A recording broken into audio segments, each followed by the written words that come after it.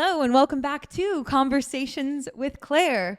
Today, my guest is Matt Johnson. He's an ultra runner and a U.S. Army veteran, and he most recently has been sensationalized on the internet for his run across Texas, which, for the record, was 841 miles in length. He completed it in 17 days, 9 hours, and 3 minutes, which means that for 18 days is almost 50 miles a day. Bro, that's nuts.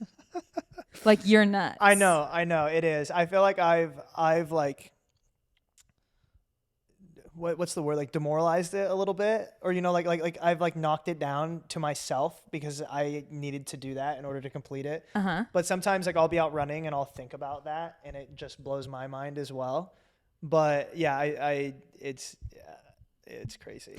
Okay, you did beautifully document it during so on your Instagram, you did such an amazing job. And I said this before we started recording. I was like, not that you need my approval, but you did a phenomenal job at telling the story the whole time and infusing it with your personality. And of course, as someone who's spectating, watching, there's no way that I can even remotely begin to understand what you actually felt.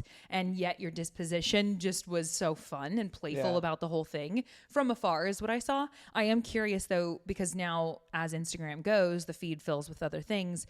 Do you have some sort of like long form that's already available or that will be available for people to watch back? Is that something you guys are putting together? Yes. Okay. So Q1 is all I have for a date right now. Okay. So Q1 2025, there will be a long form documentary of the entire thing. Sick. So I'm super, super pumped for that. But yeah, I mean, on the story side, that was like, we had this, this was being logistically planned for 13 months. And I think that like a lot of people kind of miss that fact.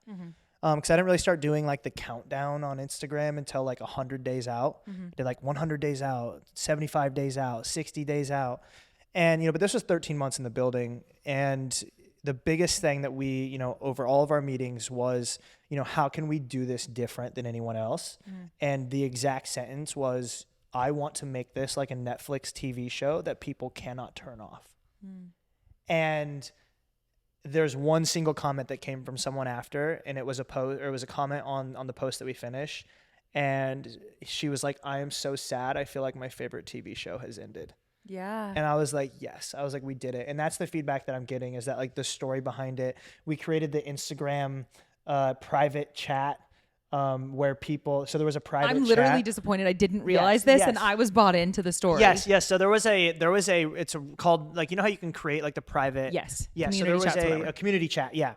Shows you how much I know. I don't know. I think I said it right. I'm not even sure. So there was a community chat that had like 3,000 members. And what we would do is like, that was kind of like a behind the scenes. So, the 3,000 So there was people, more content there that I didn't get to see. Oh, so much. Yeah.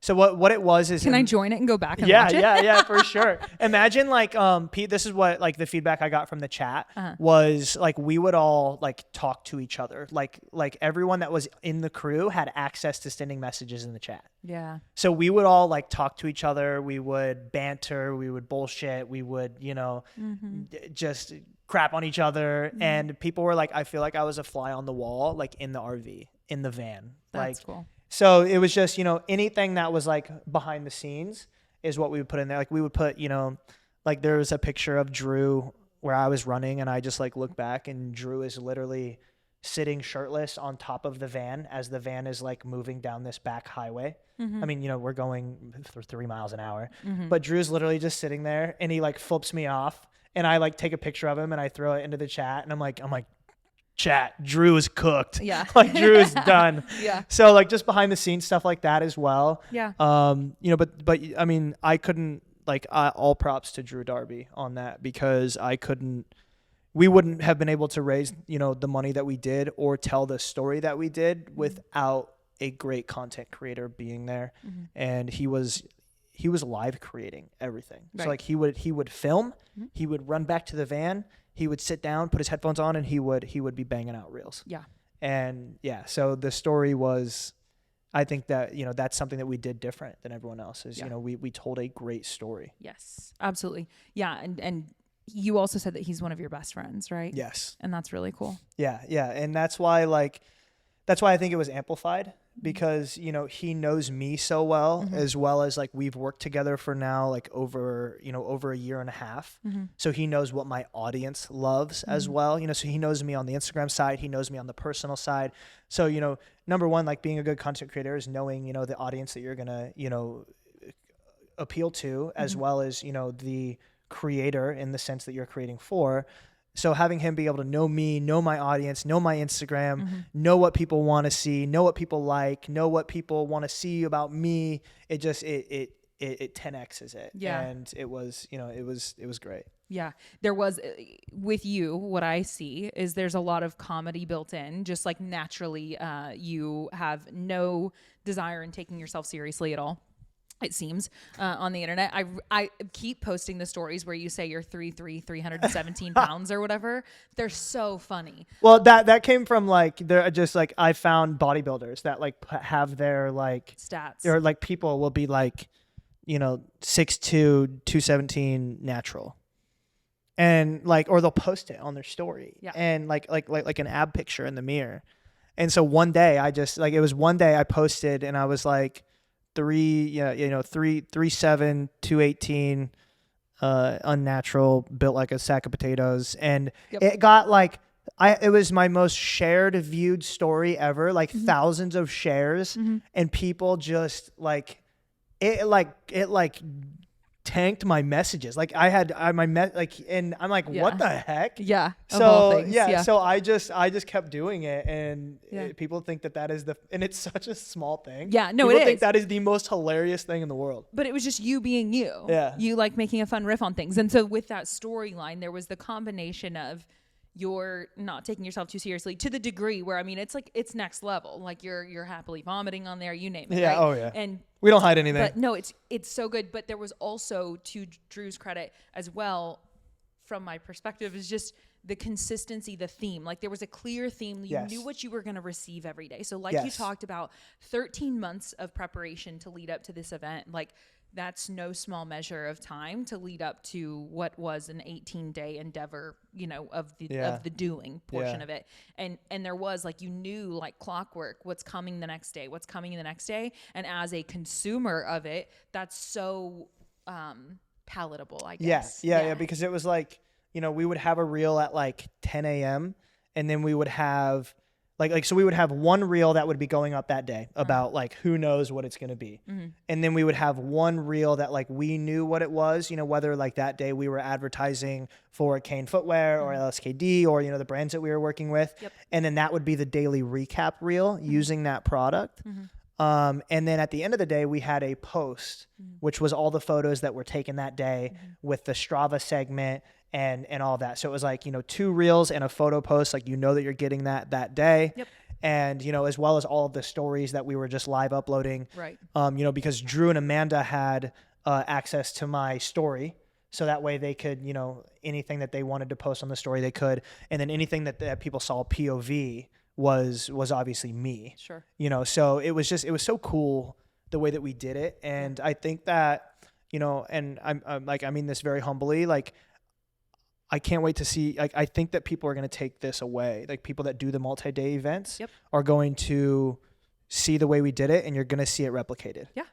For sure. And that's not my credit, that's Drew. And what a cool thing to be able to offer to the world is not only did I accomplish a thing, which, by the way, I didn't even get to, it's the next part, and I already started asking questions, but, you know, you did do that to raise money for Valor Fit, which is a fund for veterans.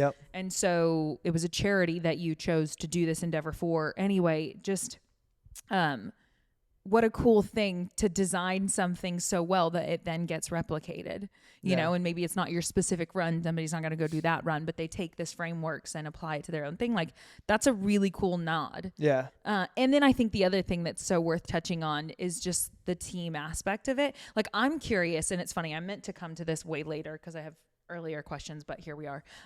So 13 months prior, you've referenced some other names before we started recording of people who have been in your ecosystem who have said really impactful things to you and helped you build your deck and do the different things. And so you're the one running the miles. You're the one taking on an incredible amount of physical damage.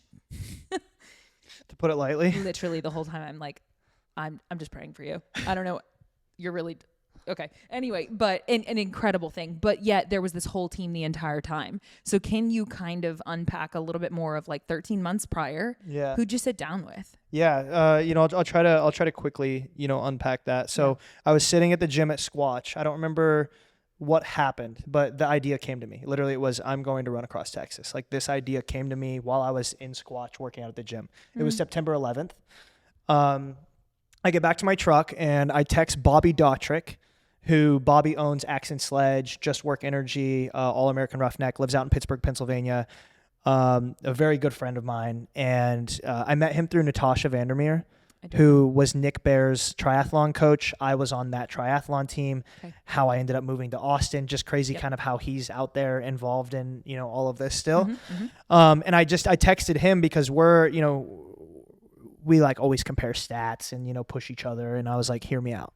And he was like, oh boy, here we go. I was like, I'm going to run across the state of Texas. And like, I have this in a screenshot and he's like, you're a logistical nightmare, but I'll be behind it.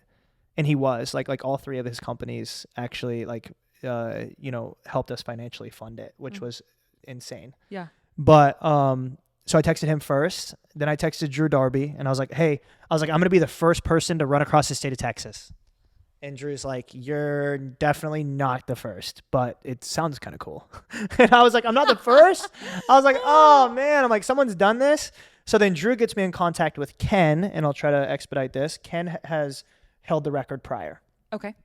So Ken, and I was expecting, I'm going to be honest, like straight transparency. I was expecting I was going to hit him up and be like, hey, I want to do this. And I thought he was going to be like, fuck off. Yeah. Right. Also, it's kind of wild to me that you reached out to a best friend of yours who helped you create the content and you said, I'm going to run across Texas. And he immediately believed you.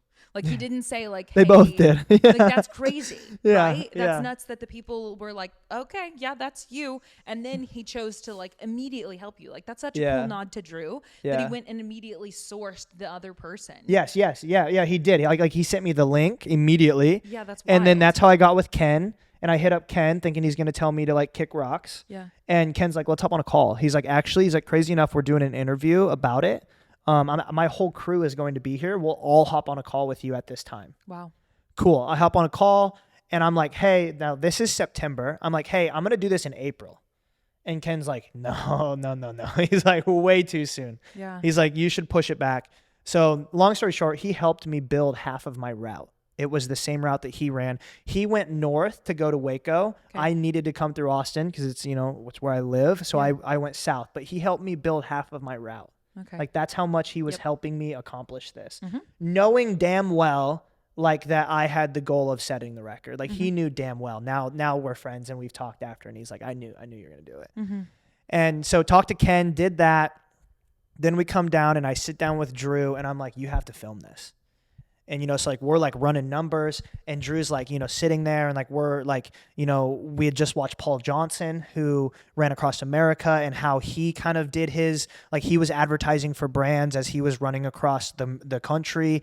And we're like, okay, like, let's copy this concept and let's try to raise money through brands to pay for logistics. So we built out this deck. We had no idea what we were doing. We're like, all we need is like $10,000. And like, that was the idea. And I'm smirking because I also understand that coming up with a real number requires a ton of work. Like, I can't, I've never tried to do this. So you say 10,000, that's a good size number. Yeah. And then you quickly realize that wasn't going to get it done. Yeah. Like, it was, then we started running, like, the biggest cost that we had was operational. And that was, when I say operations, I mean paying for anything that is needed to be paid for this run across Texas to be accomplished. And I didn't realize that was paying for all of my crew to fly out, right? Because it shouldn't be on their dime. So I was paying for my crew to fly out, paying for everybody's food, paying for the logistics to get us out there, paying for, the Airbnb that we stayed in, the 3 days leading up, paying for the hotels that we stayed in while we were out there when we weren't stuck in the desert to, keep the camaraderie and keep everyone cool, so we're not all in an RV. Yeah. And once we started running those numbers, I was like, oh, like, wow. Could it be done way cheaper? 100%. Like I can look at my budget because I had my accountant. I'm like, I need to see this. Yeah. I was like, I need to see this I was like, even all the way down to a can of Zen that I buy at the gas. I was like, I want to see what we spent money on. Right. And, so I know it could be done much cheaper, but you're going to take away the luxury that I had. And I'm very blessed and grateful that I had of the nice RVs, the nice hotels, the good food, so, I also do want to call out, though, you say the luxury that you had, and yes, those are nice things for sure. But at the end of the day, I did just so happen to listen to you tell a bit more of the story before this. And I am aware that you were not in a positive spot when it came to finances far before this, right? Yeah. So actually, like, you created all of this. And so just to give you a bit more credit than maybe you're willing to give yourself, like, yeah, those are nice things. And yet you created that whole situation by having this big enough dream and getting enough other people to buy into it. Yeah, I have no idea what the hell I'm doing. like I don't. And that's like, yes, but like, and to give myself a little bit of credit, like, I think people miss the mark with that, like I didn't go to college. Like, I don't have a marketing degree. I don't have a business degree. I joined the military and learned how to be a combat medic. And then they sent me to a unit to drive trucks. I drove semis. Like, you know what I mean? Like, so I don't have, I got out of the military. What I am learning is what I'm teaching myself by watching others or reading or, so are there better ways to do things? Yes. But like, at the same time, I don't think a lot of people understand, like I was talking with a friend, and I told him this, and I said, I got out of the military in 2023. And I was like, and that was the first time that I could be whoever I wanted to be, go wherever I wanted to be, look however I wanted to look. And I'm like, in March 1st of 2023, I feel like I turned 18 years old.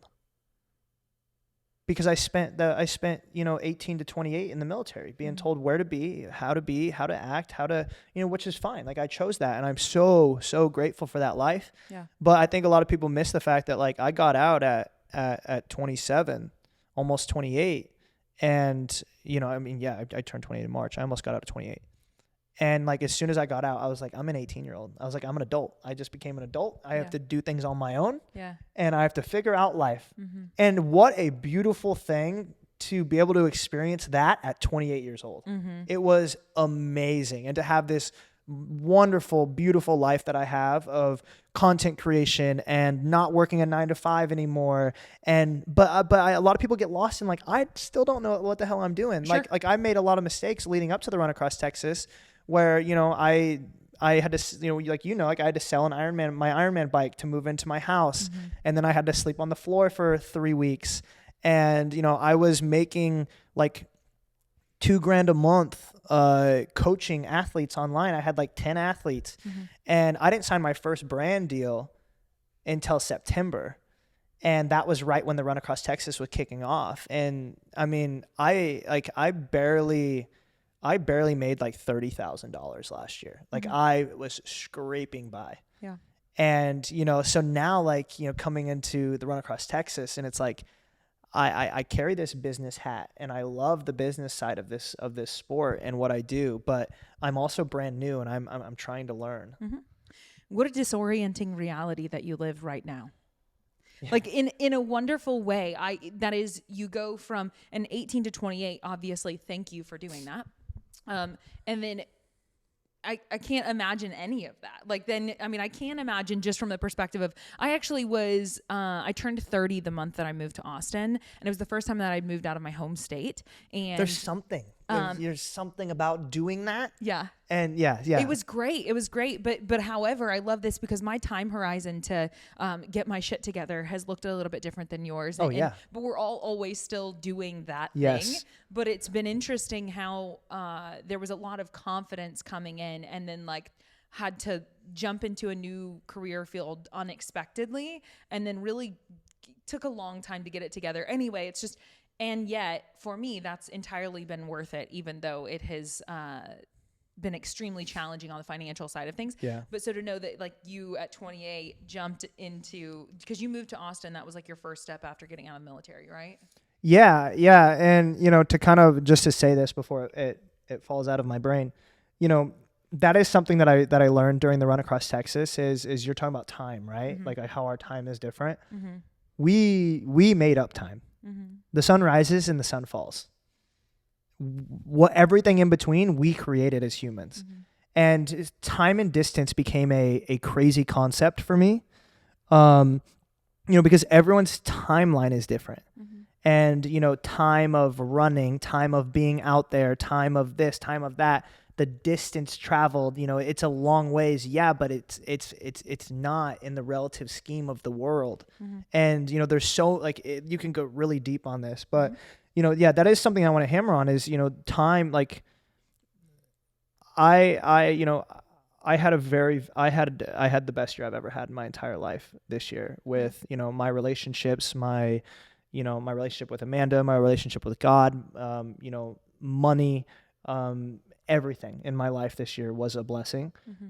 But this is the first time in my life that I've ever been able to say that, Mm-hmm. because I was in debt up to my ears when I was in the military. I didn't know how to use a credit card, and I was just swiping credit cards and then going through a divorce, and I didn't have anything. Yeah. And so now time, right? I mean, it took me 28 years to figure it out, and I still don't have it figured out. Right.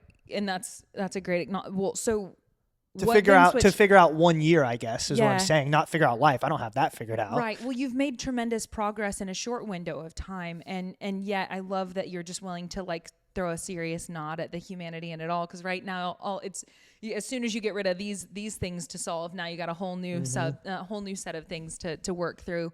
But if we were to go, cause a lot of people will relate to the stage of desiring doing something meaningful to them and not knowing where to start, what to do, any of that. And so when you go back to your sitting in Squatch and you come up with this idea, what does your life look like on a day-to-day level at that stage of your life? Because it looks different now. Yeah. I wasn't running at the time. Okay. Yeah. I had 3 fractures in my left leg. Yeah. Severe grade 4 stress fractures. I wasn't broken in half in a cast, but I was walking around, but I had 3 fractures in my leg. I couldn't run. I was struggling in my life with, creating content because I couldn't run anymore. And I realized that I had a one-centered platform, which was only about running. Mm-hmm. So I was struggling creating content. I look back, I wasn't living in that moment thinking wow, I hate my life. I was still thriving, but I look back now and I'm like, not that I was doing anything wrong, but I'm like, man, I don't like who that person was. What do you not like about him? I was in such a, I would have never told anyone at the time, and I wouldn't have realized this at the time, but I think I was just in a piss poor mood, bad mentality, depressed because I wasn't running. That was my first time in my life that I've ever been injured. Yeah.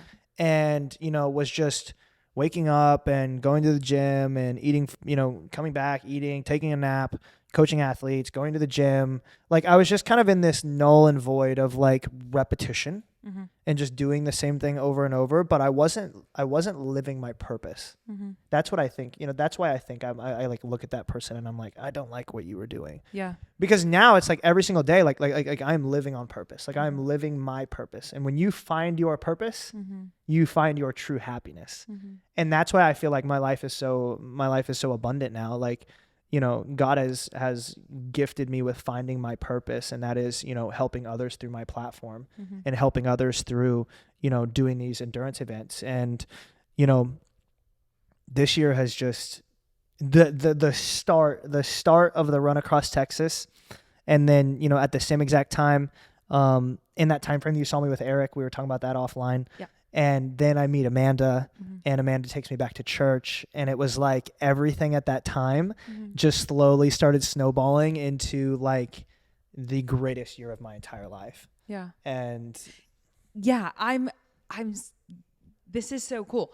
I have questions about it. I want to go back again. So then we go to the time that you're referring to whenever I saw you training with Eric, and that was during the time that you had those fractures. Yeah. So you said that you weren't really able to, you realized you had this one focus content platform. Yeah. Were you making money off of it at that time? Okay, so it wasn't a profitable business. And I think that's No. just such a good differentiation as Yeah. we live in a world of everybody wants to, or a Well, lot of people want to be creators. Yeah, 90% of my income now is off of my content. Right. Instagram, YouTube. But like then 13 months. Well, I guess now it would have been 15 months ago. Yeah. Because I didn't sign my first brand deal until September of 2023, and that was $2,000 a month for 3 months. And yeah, that was October, because it was October, November, December. Okay. So until October.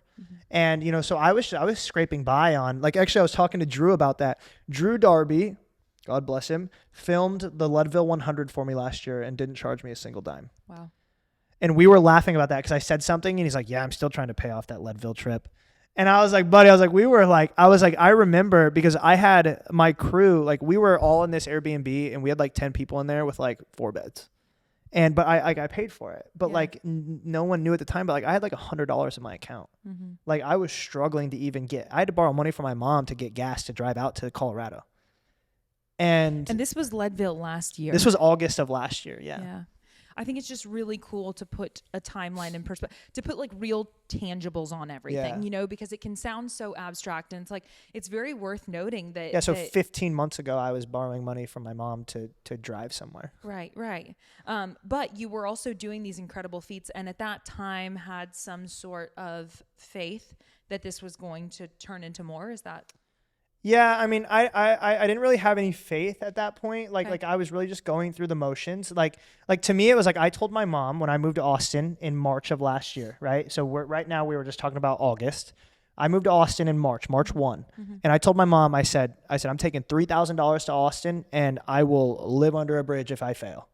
You know, so like it was just I kind of put my back against the wall and I was like, no matter what. And I mean, there's so many bullshit stories out there where people will say this same type of thing, and like, but like I had this mentality in my head where I was like, I'm not going back to Iowa. I was like, I'm out of the military. I just went through a nasty divorce. I'm like, I need to get the hell out of here. And I was like, I will figure this out. And I put my back against the wall and I was going to figure it out. And luckily, thank God that like I was favored, I was blessed, whatever you want to call it, because it just, I'm telling you, like I just put my faith, you know, come October, November into December, and like December is when I really, you know, put my faith into it, and it skyrocketed from there. Yeah. It's just so cool. So your back was against the wall. And of course, being the human that I am, I just like relate it to my own experience. And I was even talking to my boyfriend, Jimmy, who moved here less than 2 years ago now. And how he and his best friend, they drove here together, moved here together. And it just took me back to like packing up my U-Haul and like moving here by myself. And self-reliance, when we talk about faith and stuff, is a huge thing that I have to work through, of like being so reliant on self to my own, to the world. Like, it's just not a good thing. And so working on that, but I very much so understand the putting your back against the wall. I'm still working on that today, of not being so self-reliant. It's not easy. It's hard. It's not easy. But yeah, you put together this team, and so you get together, you get the plan together. How many people would you say were involved with the like making of the Run Across Texas? I mean, directly involved would be, you know, like we came up with the general idea through myself, Drew Darby, and CJ Finley. Like, and CJ helped us, like, you know, he's the business mind. Like, he helped me build the brand deck. Drew gave me the ideas of like, this is how much money we're going to need. CJ helped me build the brand deck. And then there was like a 3-month period there where like us three kind of, you know, shot ideas off of each other. Then comes February. And February, my Instagram just went bang. And, you know, I had, you know, 3 reels that went for like 40 million, and it blew up, and I went from 60K to 100K overnight. What happened? And I had these reels from, like, one was from Rocky Raccoon where we ran 100 and the reel went viral. And it was, so I had 3 reels that went for like 1 million, 5 million, and 10 million, all within the same week. Yeah. Like within days of each other. Mm-hmm. And you said one of them was from running 100-miler? Yeah, one of them was during, but it was comedy. Yep. So like it was someone was laughing. Like my friend Abby was like, it was a mile 80, and she's like, I don't want to sit down, and I was like, welcome to the fucking show, sit down. And like that was the reel, and it went for millions. Yep. And then the other one that the one that blew me up was the running is like kissing. It's better with the boys. Did you ever see that one? No, but that's great. So it's a shot. It's a shot of me running on the track, and Uh-huh. it's just like, and it says running is like kissing, and then it immediately cuts to like 4 of us running on the track, and it was like, it's better with the homies. Got it. And that one went for 10 million. Mm-hmm. And then I had another one of like Amanda helping me inside, and it was like the Johnny Cash, I hurt myself today, and you can see it on the ring camera, and she's like literally like carrying me inside after 100-miler. So I went from coming back to the run across Texas, I went from 60 to 100,000, and I had a lot of opportunities come my way. I had to hire a manager, and I found Lisa Shields, and she's a blessing on this earth. That's awesome. And she came on, and then she was kind of helping us tweak the deck. So at that point, CJ kind of took a step back. Like CJ was really he was the driving force. Yeah, he initiated it, and then he took a step back and was just kind of supporting from behind. Mm-hmm. So it was definitely Lisa, Amanda, Drew, myself that were really the main 4. And then we had Rob. Rob was the crew chief who came in, come around like July, where we started taking a couple calls. Austin Clare popped in at a couple times talking about marketing stuff. Brett Ender, CEO of Noble Protein, he came out and crewed. Caleb McCoy, who's getting ready to run across America. I mean, I would say about 10 people. My little brother, he drove the RV the entire time, 21 years old. Cool, yeah. So I would say about, total involvement, 10 to 15 people that really like made this whole thing possible. Yeah. I just love any great feat. There's a team behind it. And obviously that's been very obvious through yours, but, I also am just thinking as you're talking about this, Amanda carrying you in and that being the piece of content that went viral back then, I'm like, I cannot fathom what it is like to be in her shoes. So shout out Amanda, by the way. She needs to do a podcast on her own. Yes. Because Drew Darby did a podcast about like literally 3 days after we got home. He podcasted like through his eyes. Yes. Amanda. She can come on mine. Amanda was the only female for 18 days living in an RV with 5 men. That's it. That's all I'm going to say. That's all I'm going to say. In itself, That's all I'm going to say. Quite an experience. But I'm sure, I would imagine she probably like loved the experience. But what I'm even thinking is just this event in and of itself. But you've already, since you guys have been together, you've done other crazy feats. Because even though this one is at the top today, which is crazy, just to think of where you're going from here. And anyway, where you've already been, 100-miler is insane for most, right? Yeah. And so I'm just thinking about her experiences of like caring deeply about you and watching you go through the experiences that you go through on these endeavors, and like being that she loves you as much as she does, having to be like, okay, this is what he chose. I know. And this she is hasn't what we're doing. missed a single one. Like she was at the 100-mile win in March, where I ran 200 laps on a half-mile track. She was at Rocky Raccoon in February. She was at the BPN 50 in June. The overnight FKT, fastest known time attempt from San Antonio to Austin, that I completely just shit the bed on because it was so hot and I didn't have enough sodium. And yeah, she's there every step of the way, and is just bright-eyed and bushy-tailed. I was going to say, I love her. I don't even know her yet, and I love her. She is not like in the moment. She like when I'm out there, like she's never like there's nothing wrong. Like she is 100% like, okay, nothing is wrong. Life is good. And she brings the positive energy and the feminine love to the entire situation. And is she's a natural born caregiver.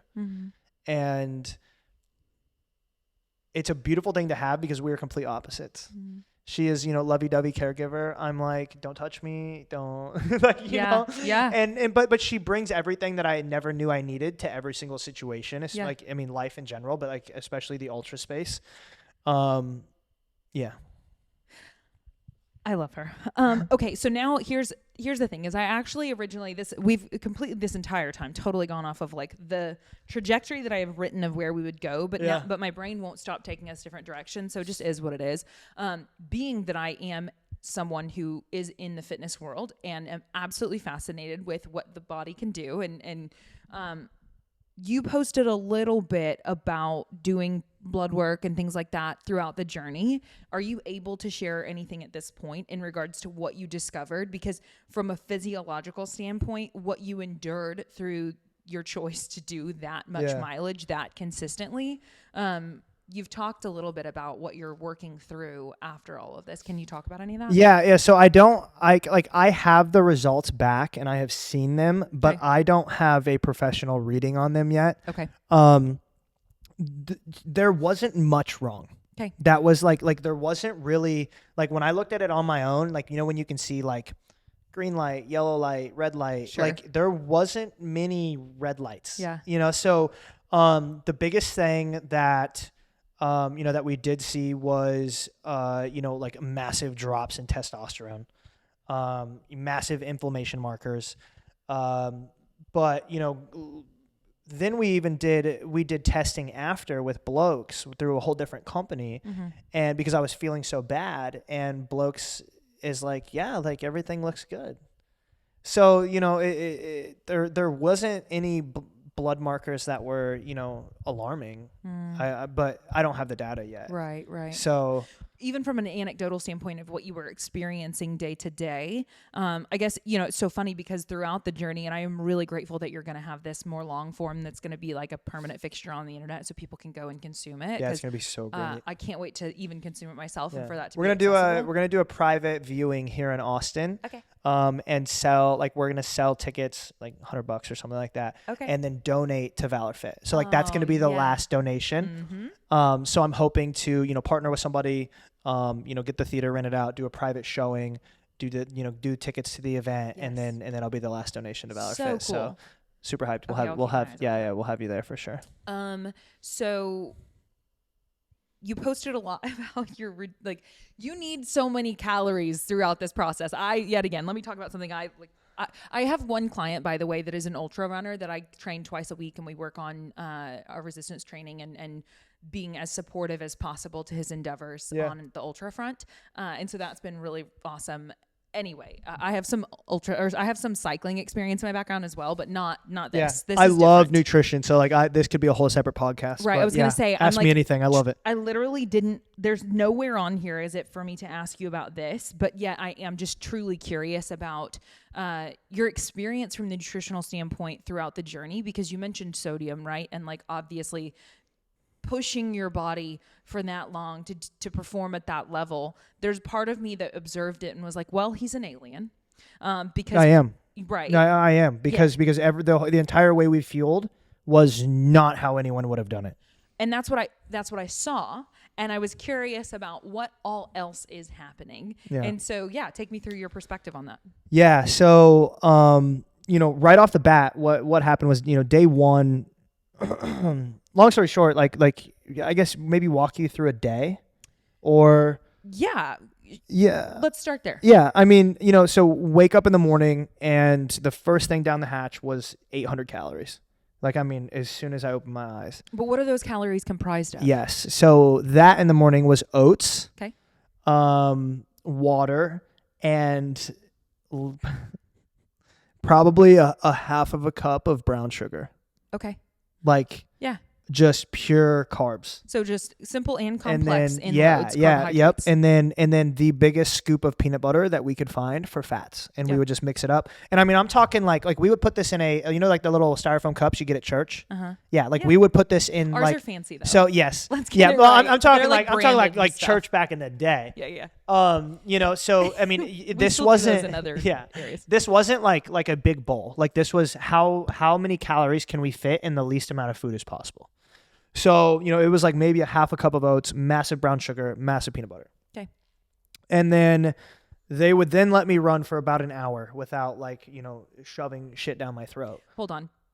So this small volume of as many calories as possible that you're talking about that you consumed, how hard was that to eat? Oh, it was so hard. Like I can just imagine so the hard. amount of already, because you were dealing with Because, like cotton mouth and yeah, so on but already. I'll tell you why it was hard when I get to what I had to do in the nighttime, because I mean.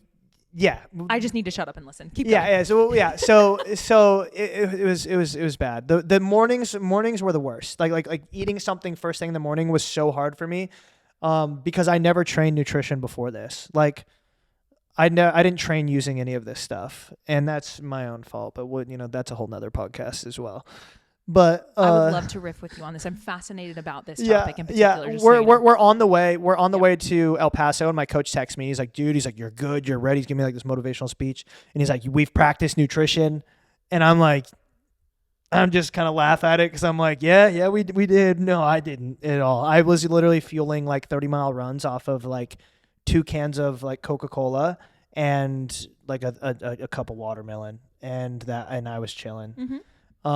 So in the morning, that's what we had. They would give me about an hour. That's when we would do Jocko Fuel. Like we had a bottle, like I want to say it's a blue bottle, but it's like a clear bottle, but it was always blue, that we would take a Jocko Fuel and then we would mix in like any electrolytes that we were using for the day. Is Jocko Fuel already an electrolyte beverage? Yes. So it's an RTD. So it's a ready to drink, already made electrolytes in a bottle. We went over that earlier. And then we would add, Action Sludge electrolyte. We would add, electrolytes as we went.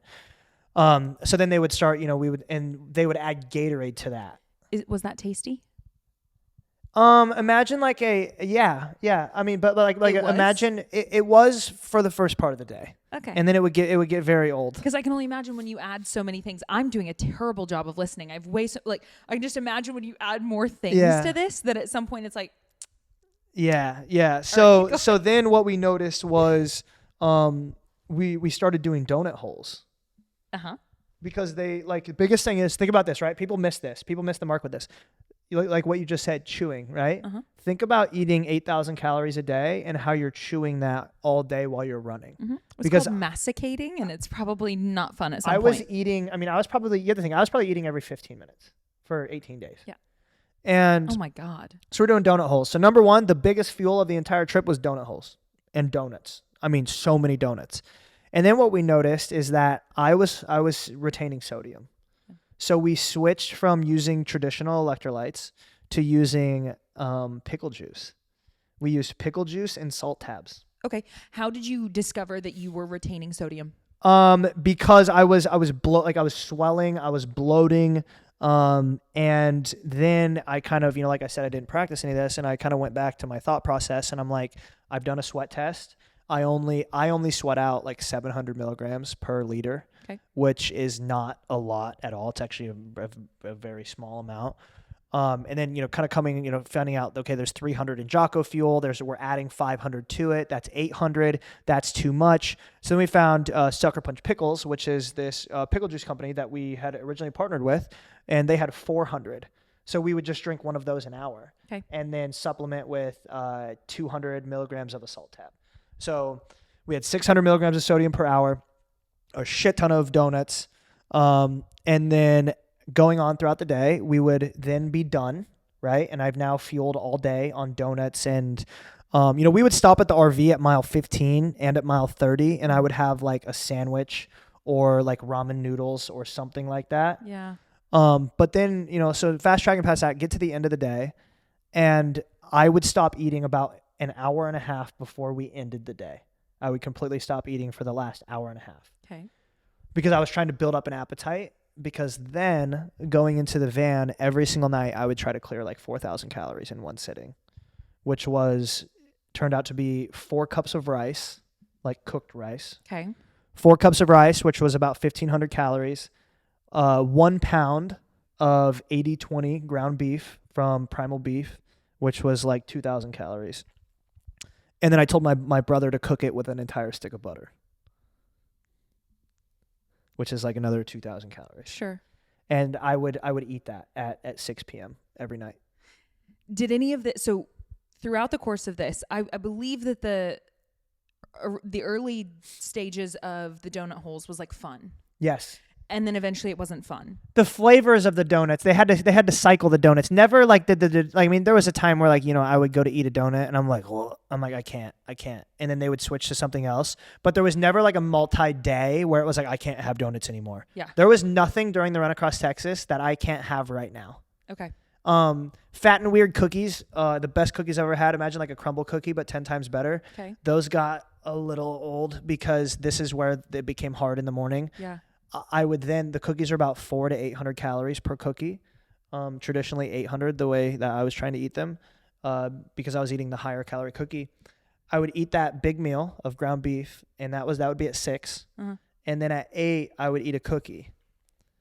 Okay. And then I would go to bed at 8:30, and then I would put a cookie by the side of the bed. Mm-hmm. And whenever I wake up, which I woke up every night, right? Because you're in pain or you have to go to the bathroom or something's wrong. Whenever I'd wake up, I would eat another cookie. So 1,600 calories in cookies. That was the game changer, is that I always had something next to my bed to eat in the middle of the night. Mm-hmm. They always made sure. One night we didn't have cookies left, so they went to like H-E-B and they bought a whole thing of brownies. And because it's all about calories, right? Yep. And they put these, they're like, what can we get the most calories out of? And I ate this entire like pan of like H-E-B brownies like in the middle of the night. So I never stopped fueling. Not even for the 12-hour period or the 10-hour period that we stopped. Like I was always fueling. I'd wake up, I'd eat. I'd wake up, I'd eat. I'd wake up, I'd eat. I'd eat all day. Even though the masticating portion of it got annoying and so on, did you feel hunger continuously? Yes. Okay, so you were always hungry. Yeah. Except in the morning. Like I don't know if it's because of the cookies being so much sugar, but like when I woke up in the morning, I didn't want anything. And then, I would just hurry up and scarf it down. And then once, here's the thing, you eat the 800 calories and then you run for an hour and you burn the 800 calories and then your body's like, oh, I'm hungry, and then you start eating. But it would come in waves, right? Like I knew that like I had to eat. Just like, you know, what happens when we're driving down the road and the gas light comes on? We panic. Oh my gosh, where's the next gas stop? We need gas. It's the same exact thing. Right. But then there was waves that would come where I would just stop running and I would like go back to the van, that's tailing me. And I'd be like, I am starving. And everyone's like, yes, and they're like, then they just start like whipping up because, you have to eat. Yeah. And, as much as it was 841 miles, it was also a eating competition. Oh my gosh. Yeah. That's so, I watch it and now that you're giving me this breakdown and telling me about the middle of the night eating and so on, none of that really comes as a surprise. And yet again, this is totally foreign to me, what you've just done. It's a lot of discipline. I mean, shocker, right? Like I bet that's like, well, duh. Yeah. But that's a lot of discipline surrounding. But don't get me wrong. Like there was times where like I needed that help, like this wasn't all me. Like this was, I had Rob, the crew chief, who was a special operations Navy, whatever the hell he did. And, that's why he had the job he had. Like I knew what he was going to provide. And there was times where I'm like, I don't want this. And there was times where, this is fun, I haven't told this story yet. I would notice that Amanda would come out to feed me, come out of the van as I'm running. I say like, feed me, to hand me something. And we had that personal relationship where I'm like, no, I'm not eating that. And Rob would come out to feed me something and I would just take it. And I started to like notice, you're out there for 12 hours, right? You got to think about things. I would start to notice that like, I would then have to go back and like Drew would come out and film something. I'd be like, make sure that Rob brings me my food. Because I was noticing that I was telling Amanda no, and Amanda would be like, okay. And then she'd come back to the van. She's like, well, he didn't eat it. And Rob be like, well, you need to make him eat it. And she's like, well, he won't take it. Yeah. Because to me, like, I can just tell her no. So, while, everyone that's, out there on social media will be like, I'm disciplined and that's why I get things done. Like, it wasn't just me. Like I had to have a disciplined team of people that knew what we had to do to get the job done. And I had a good disciplined team around me. Yeah. And speaking of you're out there for 12 hours, et cetera, when you reflect back on this, like what was your mind up to for all of that time? Not a truly, like, this is crazy, but not a lot. I mean, it was very like I there was there was a moment they called it, actually, people in my DMs were messaging me. They call it Death Highway. The lady that died she was running the run across, she was trying to run across Texas and she was hit by a semi. And there had been like 4 people that died on this highway that year. Like the speed limit's 80. You're in the middle of nowhere in Texas. It's a 2-lane on this side, a 2-lane on this side, and it is the one road that all the semis take. And the hardest part of this entire trip was not dying. And I haven't talked about that yet, I guess. Not like there was some post-traumatic stress after the run across Texas. Because like imagine running and like always having to like look over your shoulder because you don't know. And I had my first ever, I didn't really ever believe in like anxiety attacks. And that's really the only thing I could think this was. Like the semis, I mean, like we're closer than you and I are close together. The semi was closer to me than that. Yeah. And because there was no shoulder. And it was just one after another. And I finally I got like overstimulated and I was like, I need to sit down. Yeah. And I went back to the van. I stopped them. I'm like, I just need to sit down. And as soon as I sat down, I put my head down and I just I boo-hooed, cried. Like, I mean, like not like tear, like, I mean, just like hyperventilating, sobbing. And then I was fine. But where I'm going with that is like, I had to blare music almost the entire time. Because I needed to drown out the cars. Because I knew I was 80% of the time I knew I was safe because the van was behind me, but I was getting so overstimulated with these cars that like I had to, Shocks headphones. Shocks, like they don't go in your ears, they go like around them. Yes. And they play music from the outside. I had to put those away because it was so loud I couldn't hear my headphones. So then I had to switch to AirPods. Yeah. And what I noticed was I would literally you could ask people that would come and run with me. I had to have my music on because I needed to drown out those cars. So long story short with that, there wasn't a lot of time for me to reflect on things because I felt like I was in fight or flight the entire time. Like there was even times where I'd try to take a nap in the middle of the day in the RV and Amanda would walk in front of me and there would be a shadow and I would I would jump awake. Yeah. Which is how dumb, right? Thinking about military and PTSD and that type of stuff. But it was I had true PTSD and nightmares after from these cars. It's mind-boggling. Yeah.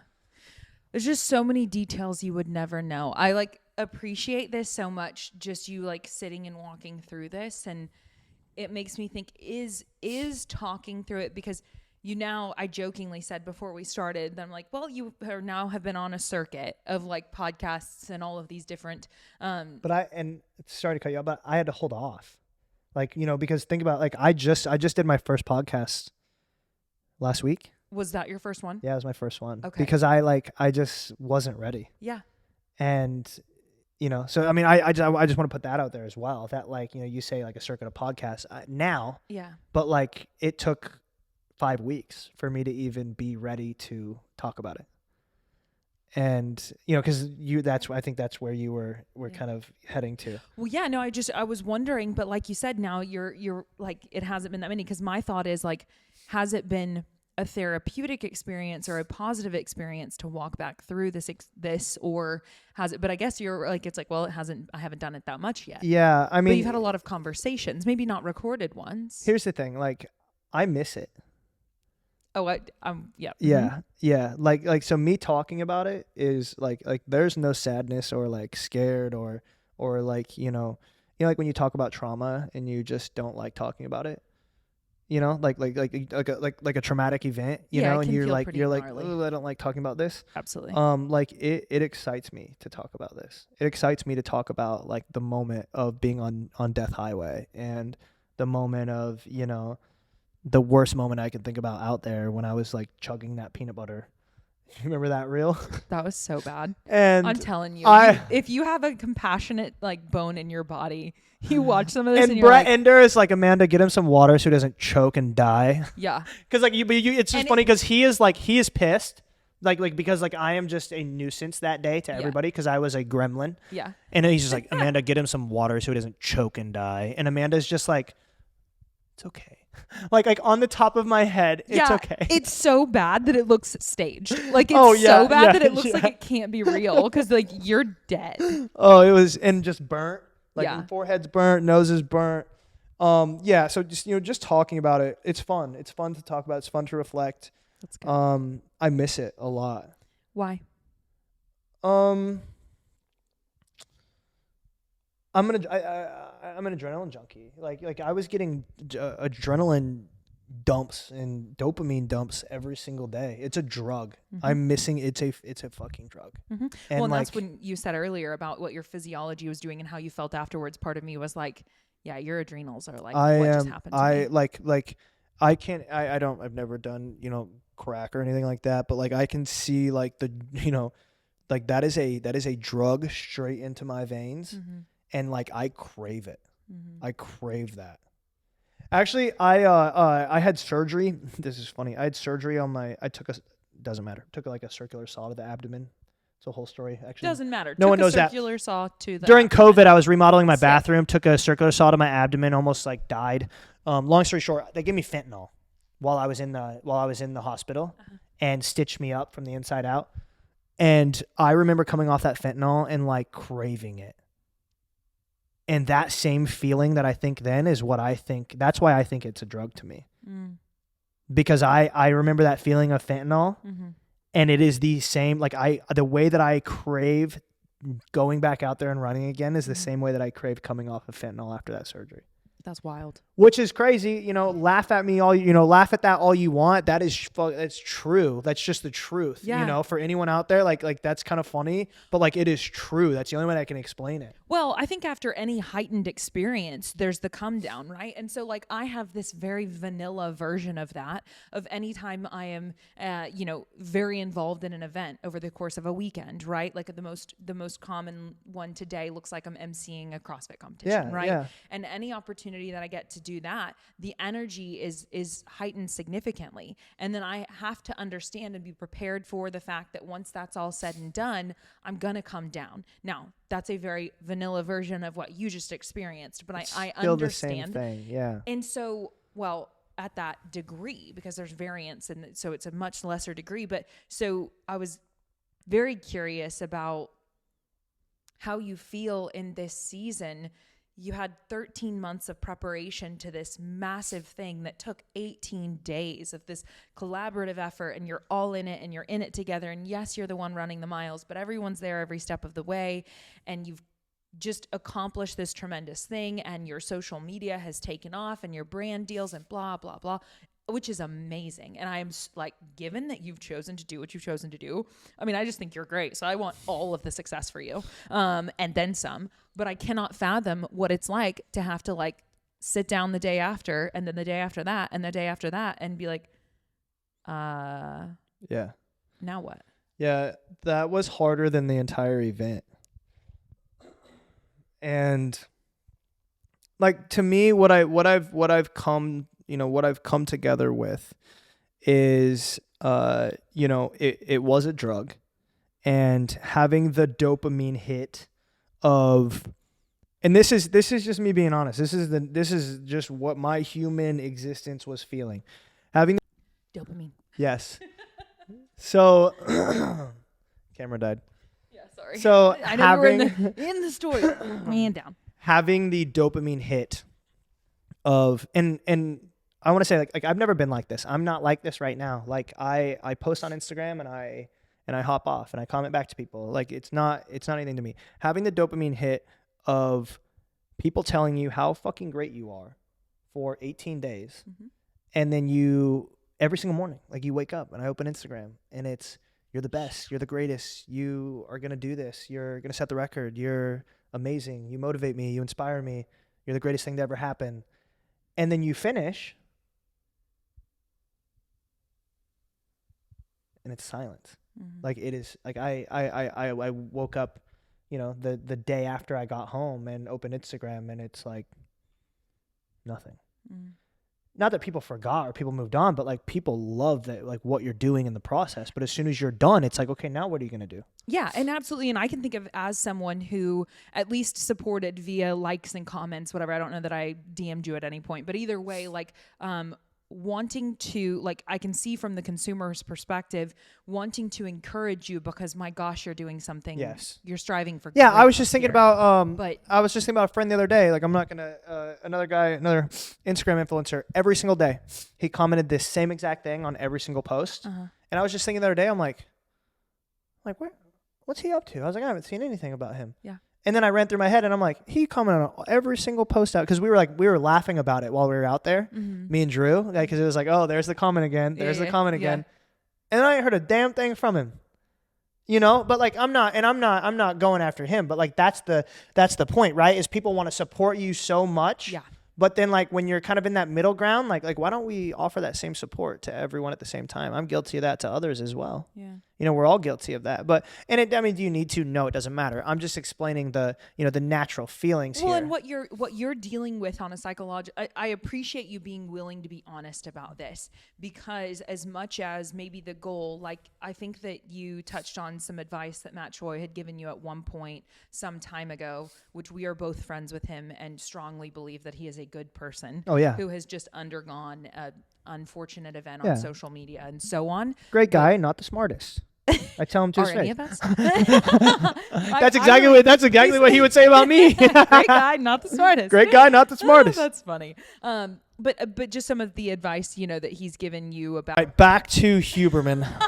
We don't know when this cut off. You might not even know that we're talking about Huberman, but dopamine drops. Instagram's a drug. Yeah. You said Huberman said. Simply that the behavior on social media for people today, I'm like looking at it like, are you still good? Is not, so the addiction to the drug of dopamine that you were referring to, of even as the creator yourself, like wanting that hit of it to be received well, but then also on the flip side of that, like being the consumer. And it's just this compulsive behavior. And maybe I guess because we're creators and consumers, and it's a compulsive behavior for me, I feel, for double. Both. Yeah. Like it's I'm compelled to check the inbound and to create. Well, and that's the thing for me, like I say that we're going way off here, but like I have to consume in order to create. Yeah. Like I consume and I get ideas. Mm-hmm. I'm like scrolling here with my hands. I consume to get ideas and then I create. So I'm already consuming and doom scrolling, and then I have to go into the creation, and then it's all just, that's a whole nother podcast on its own as well. So let me ask you then. We'll take it back to the post race blues, maybe, or I'm sorry, not post race, post feat of running across Texas. So then. Yeah, what do you call it? I don't know. Post. Attempt. Massive accomplishment. Yeah. PR. It was definitely a PR. It was post record. Yeah. Yeah. I don't know. Yeah. So after all of that, I guess what are some of the things that you have done? Because you've definitely taken some actions, and as you've had to cope with that reality of the okay, now it's not this big hyped event, it's post event, and I still have to live my life. What are some of the things that you've done to kind of navigate that as peacefully as possible? Yeah, I think that the coolest thing of this is like it just, I went out there and I proved to myself like who I am. And I know that I am now capable of anything I want. And it's also told me that like I don't need to, I'm going to sneeze. Maybe not. I don't need to train myself into the ground for anything. I'm sorry, let me navigate my own thoughts here. Like how I feel, I guess. I don't need to train myself into the ground to do anything because I've already proved this thing to myself. Yeah. So for me, it was kind of fun. Like we went to Costa Rica and I was like, I'm not running or lifting. Like I didn't do anything for a week. Mm-hmm. And then I'm like, I'm going to go for a run, where my normal run was like 20 miles a day in the morning and then running in the afternoon. Mm-hmm. And I go out and I run I'm running like an out and back at our house, and I run like 2 miles out, and I was like, I'll run back. And I run 2 miles back, and I just do 4 miles.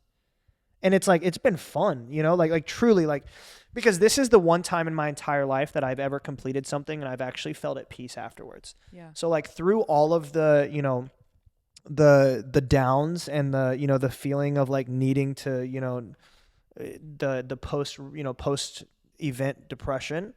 There's so much more clarity that has came out of this in my training, knowing what I'm capable of. I've won every distance from the 5K to the 100-miler, and then I set the record for the fastest time across Texas. I've, done the 10-hour Ironman where I went top 10 in my age group. Like, I've done it. I've done it all. Like, for myself. I'm not saying like, to anyone else's opinion. I don't give a shit what you think, but like for myself, like I've already done it. Yeah. And now it's like, I don't have anything more that I need to prove to myself. So now it's kind of fun where I'm like, now I can kind of play. I can play around, to where I just went and just randomly threw down at that High Rocks. Cause I was like, I don't know what I'm doing, but I'm like, it sounds like it'll be a great time. And it was a freaking blast. Does it make you want to do more of them? Not sure. That's okay. I have some things. Oh. I have some things. Okay, you can't talk about it. I have some things. I have some things I have some things I'm thinking about. Okay. High Rocks is very intriguing, and I wanna know how I can change it up a little bit. Okay. So I have some ideas on the horizon, but okay. I'll definitely do another one. Yeah. I already signed up for High Rocks in Houston. Yeah. But I have a really good idea for next year. We'll talk about offline. Yeah. But I'm having fun. The biggest thing is that what I struggled with the most, and this is what I came up with, is I felt, I'm still trying to navigate through this. I think I'm through it. That like when I'm looking for the next event in 2025, I was searching the last couple of weeks for like, well, it has to match the hype and the intensity around the run across Texas. Yeah. You can't fucking do that. Right. Like that is, it has been just eating me. Like, I'm like, okay, like I'll do this 600-mile run in New Zealand. All right, I'm going to do the speed project. That's 300 miles. Like, oh, I can't do 100 because like 100-miler isn't even like remotely close to what I've already done now. Like, like it's like I peaked. Yep. And then anything that's lower than that, you almost feel like you're going backwards. Mm-hmm. But I've already set the standards so high. Mm-hmm. So that's what I've been dealing with now, which I think I'm actually over, and I'm moving on. Like I had a friend at Squatch that I was talking to when we were talking about this, and he's like, you have to enjoy the valleys just as much as you enjoy the peaks. Yeah. Not that this is even a valley, right? Because it's not, but it's a different pace. Yeah. Like they're not the same thing. So it's not necessarily a negative, but it's also very different than where you just were. I think it's a reminder to people that, no matter what you do, like this is why, like not to get so deep here, but this is why like ultra successful people commit suicide. Because they put all of their identity into one thing, and then when they accomplish that, they are nothing. Mm-hmm. And so that was something I held on to coming back from the run across Texas, where I was like, I'm an entrepreneur, I'm a content creator, I am a business owner, I am a coach, I am my mother's son, I am my brother's brother, I am Amanda's boyfriend, mm-hmm. I am I would tell, dogged out of 3. I'm a dogged out of 3 now. I would tell myself these things because I can see where you can get, where if I was just labeling myself as the man who ran across Texas, I get home and it's over. Yep. Everything, like what else is there for me to live for? Mm-hmm. Mm-hmm. You can get really, really dark with this stuff. And I think that, the reminder to people is you need to remind yourself like who you are. You are somebody's child. You are somebody's father, whether it's your future children or your dogs that you have, you are somebody's sister. You are, way, what you do does not define you mm-hmm. and define who you are. Mm-hmm. And, that is what I found out as well is, I am the fastest man to run across Texas, but that's not who I am. I'm Matthew Johnson. Yeah. And it's so cool too, because the truth is that your choice to do this feat prompted my ask for you to come on the podcast. And I'm grateful that you said yes, and I'm grateful for your time. But I also know that I've had the opportunity to be in the same room with you here and there throughout the past year and a half now. And you've always added value to the room. You've always, even in the time when you were 3 fractures in your lower leg and not being able to run and whatever. That's why you and I were so similar. We bring the energy to the room. it's different energy, but we both bring energy. Yeah, but thank you. But like it's true because I cannot imagine. I have not dared greatly in that way. Now I've had my own accomplishments in life that I'm very proud of, and in fact, sobriety is probably my biggest one. Yeah. But anyway, it's just interesting because from my perspective, just to think like, well, you've added value to all of these communities, you know what I mean? Like there's so many people who appreciate you so much and they are amazed by what you have done and they are inspired by what you have done. But the role that you play in the rooms that you show up in, it's tough for me to say that it's that impacted by this feat. Yeah. Like when I think of my perception of you, yes, I think you've accomplished something great, but in the day to day, where I find your value is just in how you show up day to day. I love that. Yeah. And that's, because like I strive to, to be like, to have that impact on people, right? Like I want to bring value to people. Mm-hmm. And I think, like kind of what you're saying here is, me running across Texas doesn't change who I am as a human being. Mm-hmm. And I think that, sometimes people, that's where you say, oh, that person let something get to their head. Mm-hmm. Because I'm still the same person I was when I was in El Paso as I was when I hit the ocean in Galveston. I'm still me. I'm still the same exact person. I just have another little thing on the resume. Mm-hmm. And your pain threshold is just that much greater. My pain threshold is just a little bit higher than it was. I don't know. Yeah, that's just interesting food for thought as we all continue to iterate and like, what does your next season look like, or what does the season that you're in look like? And I am curious as far as like through your navigating this over the past 5 weeks, your support system, have you been able to talk with them about like, has it been hard to converse about those experiences of like feeling like, well, it has to be that much greater, or have they been instrumental? What has that looked like? I'm asking, so I have some clients who writing is super therapeutic for them, and they come to a lot of realizations, epiphanies, so on through their writing, and that's just journaling with themselves.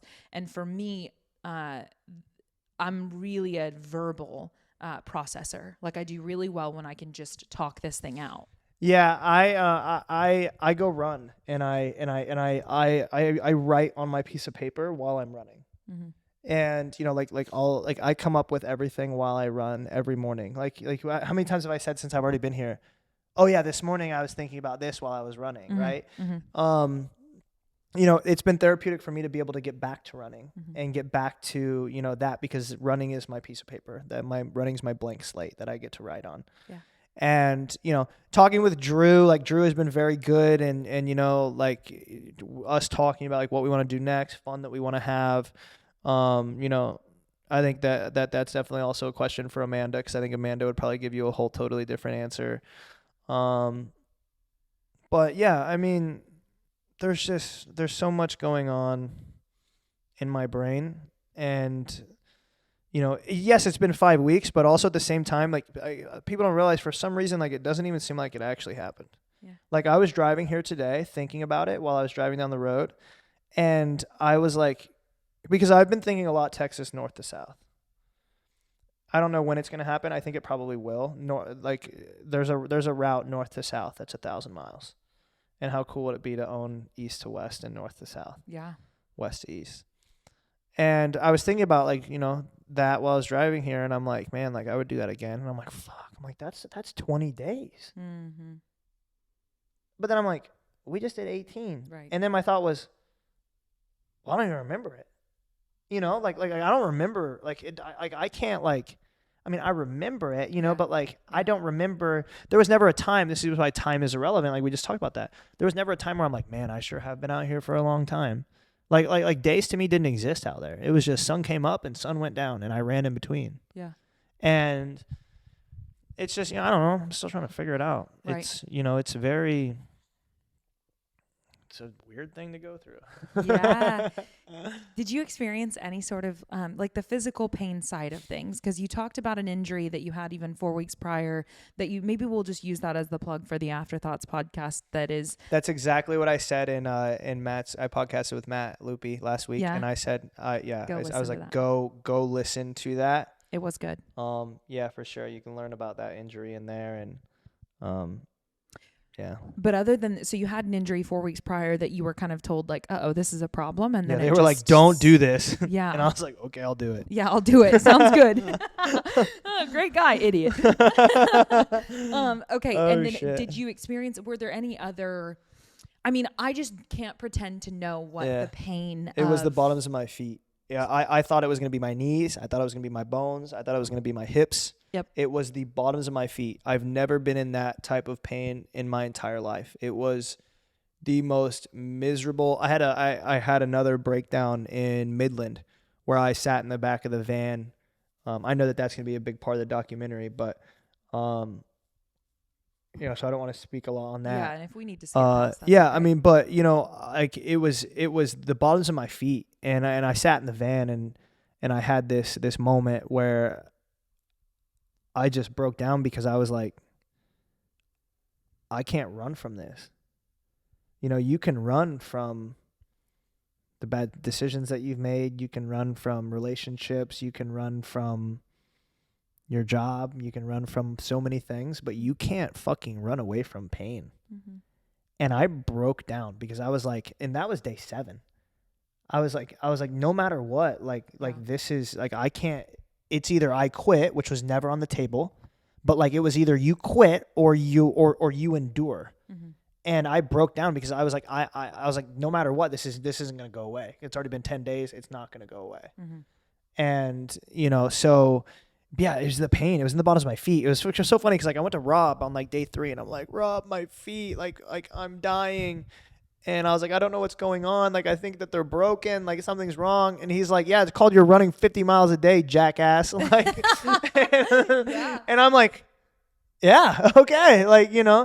But yeah, I mean, it was the balls of my feet. And we had so many, like, we went through 11 pairs of shoes with 5 different brands because my feet were swelling. Yep. I went from a size 8.5, which is my daily size, to a size 10.5. Which you'll I think that's going to be a focal point of the documentary, because that was truly, some of the we didn't have a lot of problems, and that was the biggest problem we had was the feet. Mm-hmm. CBD was my best friend. Yeah. Like the traditional rub on. Yes. Is like 1,200 milligrams of CBD. Okay. I reached out to a guy, another veteran who owns a company, who had sent me some trial and testing stuff. Mm. And I was like, bro, I love this stuff. It's called Be Jolly, like B as in Bravo, Jolly. And I was like, bro, I love what you sent me. I'm like, give me the strongest shit you got, bro. And he's like, I'm going to make you a custom batch. And I'm like, okay, cool. So just to remind you, the traditional rub-on's 1,200 milligrams. Mm-hmm. I get this, and it says in red, permanent marker he wrote on there, 42,000 milligrams of CBD. And so I was rubbing that on the bottoms of my feet every morning, 42,000 milligrams. I was probably higher than a kite through my feet. like he just did some test, some trial stuff. I don't know what he did, but it was this little joking, I don't know. This little quarter, $50 size, and it was little copious amounts. So we I don't even know, I haven't talked to him about it, but we were using gloves because we didn't know, we're 42,000 milligrams. To him and just be like, so have you ever used that? Yeah. How did you come up with this dosage? Well, I mean, I need to talk to him about it more because I was like, bro, it worked. This is because then he overnighted more because we were using it. Yeah. I mean, I was rubbing that on my feet every 15 miles. So 15, 30, 45. And then at night. So 4 times a day.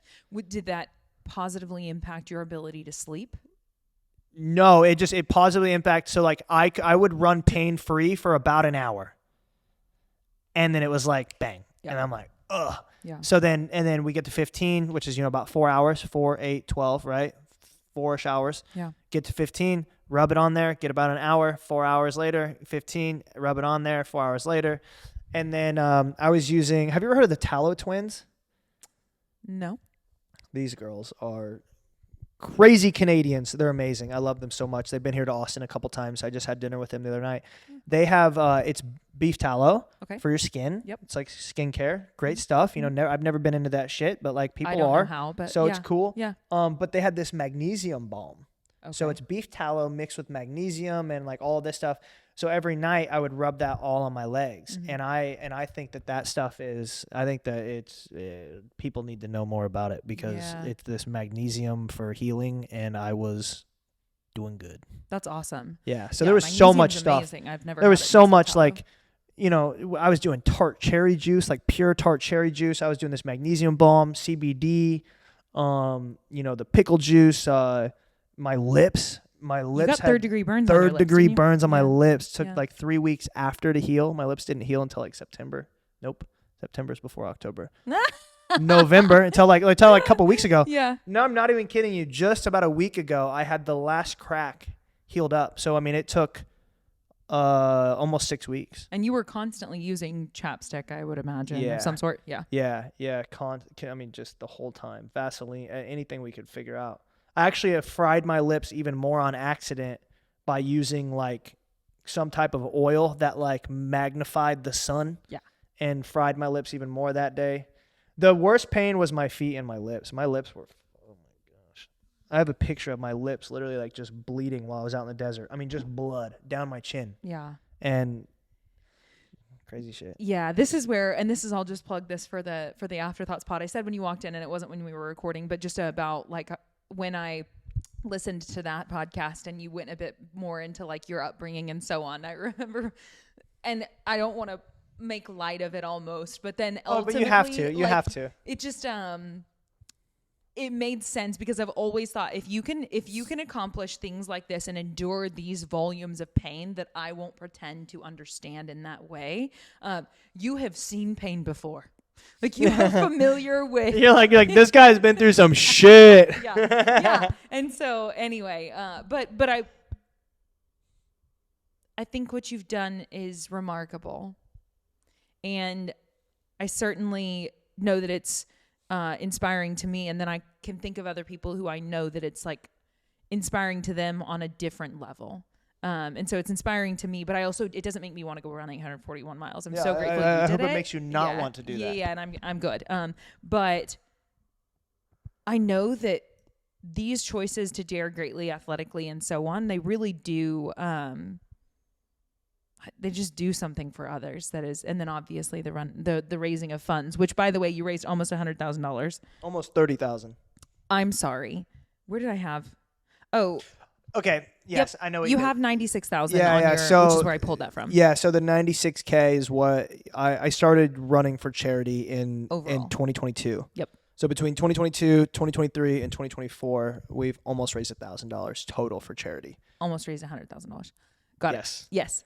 So in the last 22, 23, 24, in the last 3 years, I've almost raised a total of $100,000 for through charity work in general, which is huge to me because I want to keep track of that number. Yeah. Because I think that's a very important impact that you leave behind. But yeah, for Valor Fit, we're gonna be well over 30K. Mm-hmm. Maybe even into 40K, depending on what we raise before the documentary comes out and after the documentary. I was gonna say the doc itself. So I could definitely see 40K, 50K would be crazy, but I don't know. I'm not counting anything out. Yeah. And then so I mean, just leaning into that, I'm gonna do one charity event every year. I love giving back. I love assisting people getting into fitness like I did. Mm-hmm. Because I overdid it on the caffeine. I guarantee it has diminishing returns. Yeah. In my opinion. I got here and I had like 200 milligrams, and then Claire's like, yeah, you can have this water. I'm surprised knowing you that you're not like slamming Zins or whatever. I know. I left them in the truck, unfortunately. Usually I'm like chomping gum, because that's like my fixation, and I didn't have any gum in the truck, so. Sorry. Yeah, it's okay. Well, okay. Is there anything else to round out the storyline there that you feel like is like worth mentioning, that we didn't bring up? I think the touch on the external validation part was really cool, that we like don't know what all actually got captured, which is a bummer, but that's okay. Yeah. No, I mean, there's definitely there's definitely way more to share. Yeah. But it was cool, like talking to Matt on his podcast last week, and almost everything I've told you here, I didn't even talk about there. Yeah. So then it's kind of cool, that the next podcast I do, because to me, it was like, I wasn't sure that, how many times I'd be able to talk about it. Yeah. Because I was like, once people hear it, like they're not really going to care much anymore. But now I'm realizing that like I talked about it on that podcast, but now I haven't even told you, like I told you so much more, Right. and I'm sure there'll be so much more to tell, Right. So there's so many stories here. Yeah. But no, I mean, I can't think of anything that, that needs to be said now. Yeah. Yeah. Well, I think that that's really all I have. It's so funny because I really did have some notes about your military days and then faith in general, which has been a huge part of your life in the last year, which is really, really cool. And we didn't actually meet at Red Rocks. I believe we met for the first time. Was it Squash or On It? I think it was On It. I don't know. I was just thinking about like when you were talking about like we've actually never like hung out or anything. We've always just been in the same room. Mm-hmm. Yep. And it was like I remember. I think it was On It. Yeah. Yeah, because you're like, oh, like I'm Claire, cool. Hi Claire, I'm Matthew. Yeah, Then we met, and then it was like, because I remember seeing you On It. I remember seeing you podcasted at Squatch with Eric. Yes. Hinman. Yeah, I podcasted there a handful of times. Yeah. I podcasted with him a couple times, and one of them was Yeah. And I saw you there, Yep. and then I've seen you at On It again. Yep. And then we've seen you at a couple Red community Rocks. events, and then at Red Rocks. Yep. Yeah. You volunteer at Red Rocks. All of these places he's saying, if you're in Austin currently, these are great places. If you On It visit gym. Austin, Yeah, no, when we were talking about Squatch earlier, we're just saying Squatch, and I was like, Yeah, people yeah. are probably like, are not going to hell know are that they that's a talking gym. Squatch Frontier Fitness is a gym. On It is a gym. Red Rocks is a phenomenal church that we go to in Austin. Yep. Austin's the fitness capital of the world. It's also, I say Austin's the land of opportunity, but the opportunity is what you make it. Yeah. You have to be a go-getter if you come here. You come to Austin, you can accomplish anything you want if you go get it. Yeah. I believe that 100%. Totally. It is. It's such a beautiful place. I think that one of the things that I haven't, because we haven't hung out and I haven't told you, like the reason that I moved to Austin was for a job. And once I got to Austin, the job fell through. And so then all of a sudden I had to pivot to do a different job, which was coaching that I had no intention of doing. Yeah. And I had a number of different certifications, but no desire to do that job. So it's been really, really cool. Go ahead. No, I was just when I was like exiting the military, I was like, I'm gonna like be an in-person personal trainer, and so I started as I was transitioning. I went and worked at Lifetime in Des Moines, Iowa, and I was like, within a week, I was like, no, This ain't it. no. Yeah. I was like, absolutely not. This Yeah. is not me. And then I just started coaching, online for runners and stuff like that. So yeah, and it's for here, it's for a special person. It's definitely different. Because the first job that I got was at Collective, right? And the first client that I had was Cody there, which is so crazy. Austin, you mentioned it being a place where opportunity is, and it's just when I think about all of the relationships that I've gotten to build, I wouldn't have met you had we not just been in those same rooms repeatedly. And there are so many people who are just operating at this unique level that exists in Austin. And so when I think about my 30 years of life prior to living here and then living here, it's just been a beautiful place for me to really blossom in ways that I am really grateful for. And I think you could definitely relate to that. No, 100%. Yeah. Like, Austin's amazing. Yeah. Okay. I will put your socials in the description. Is there anything in particular you want to include other than where they can follow and connect with you? No, just on Instagram, and obviously in the description, YouTube, the YouTube video is coming out. I'm sure, it's going to be huge. Huge. But yeah, other than that, no, just Instagram and YouTube right now. Okay.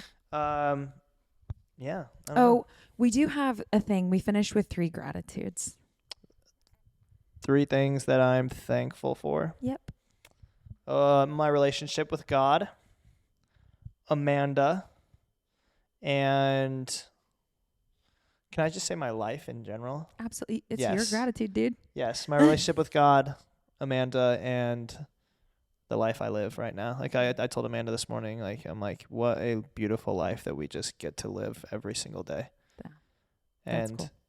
yeah, it's something, I'm grateful for. It's just, you know, I've spent the 9 to 5 in the military and then training before work and after work and being dead tired all day. And I'm like, I wake up when I want, I do what I want. And, you know, but at the same time, like helping others in the process and living out my purpose. And I'm so grateful for that. Yeah. Yeah, you're doing a cool thing. Okay, my 3 gratitudes today are going to be that I am grateful for, I love Monday energy. So we're recording on a Monday and I just like genuinely love Monday energy. I just always have a very long list that happens on Mondays and I like that. Do you do a lot on Sundays? It depends. Or you kind of like low? Because we don't do a lot on Sundays. So Mondays, I'm like, here we go. Yeah. I definitely stockpile things for Monday on a to-do list front. Yeah.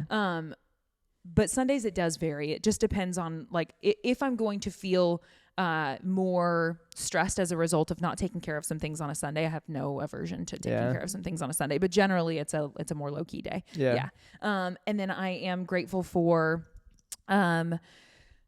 I just booked my flights for Christmas to go home, so I'm excited about going to see my family. And then also my 3rd gratitude is just right now I'm very focused on 2025 goals. Yes. And like getting really clear, even for the next month. Like I have a very clear, because right now I'm trying to get my physique and so on to like make sense again after this mold sickness shit. Anyway, and so I'm like really clear. Whole other podcast for that one. Oh my gosh, there is.